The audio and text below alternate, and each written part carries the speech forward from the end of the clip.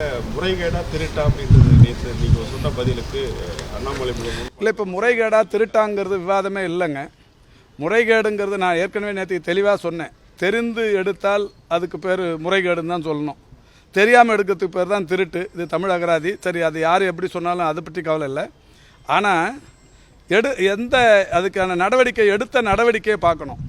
2019 அதே நாமக்கல் மாவட்டத்தில் அதே பகுதியில் இந்த மாதிரியான நிகழ்வு நடைபெற்று அன்றைக்கி இருந்த காவல்துறையின் அதிகாரிகள் எஃப்ஐஆர் போட்டு மக்கள் நல்வாழ்வுத்துறைக்கு தகவல் அனுப்பி நடவடிக்கை எடுக்கணும்னு சொல்கிறாங்க.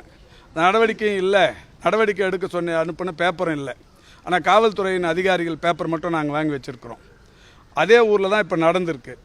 இப்போ உடனடியாக இந்த அரசு, குறிப்பாக மாண்புமிகு தமிழ்நாட்டின் முதலமைச்சர்கள் விரைந்து நடவடிக்கை எடுத்து அந்த ஒரு கல்லூரி மருத்துவமனை, திருச்சியில் இருக்கிற இன்னொரு மருத்துவமனை, அந்த ஆர்கன் ஹார்வெஸ்ட் லைசன்ஸை கேன்சல் பண்ணி டிரான்ஸ்பிளான்ட் பண்ணுறதுக்கான உரிமத்தையும் ரத்து பண்ணியிருக்கு. இது பிலிமினரி ரிப்போர்ட்டில் கிடச்ச விசாரணை ரிப்போர்ட்டை வச்சு இன்னும் முழுமையான ரிப்போர்ட்டுங்கிறது இன்னொரு 4-5 நாளில் வந்துடும்.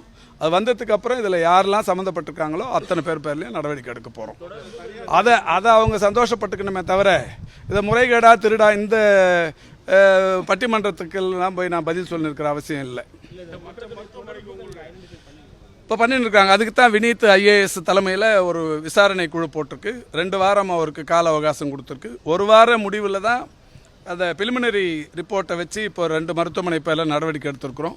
இதில் சம்மந்தப்பட்டவர்கள், இடைத்தரகர்கள் சம்மந்தப்பட்டவர்கள் யார் யார், எவ்வளோ காலமாக இது நடக்குதுங்கிற இந்த விஷயத்தெல்லாம் தெரிஞ்சதுக்கப்புறம் முழுமையான சட்டப்பூர்வமான நடவடிக்கைகள் துறை வாரியாகவும் சட்டப்பூர்வமாகவும் எடுக்கப்படும்.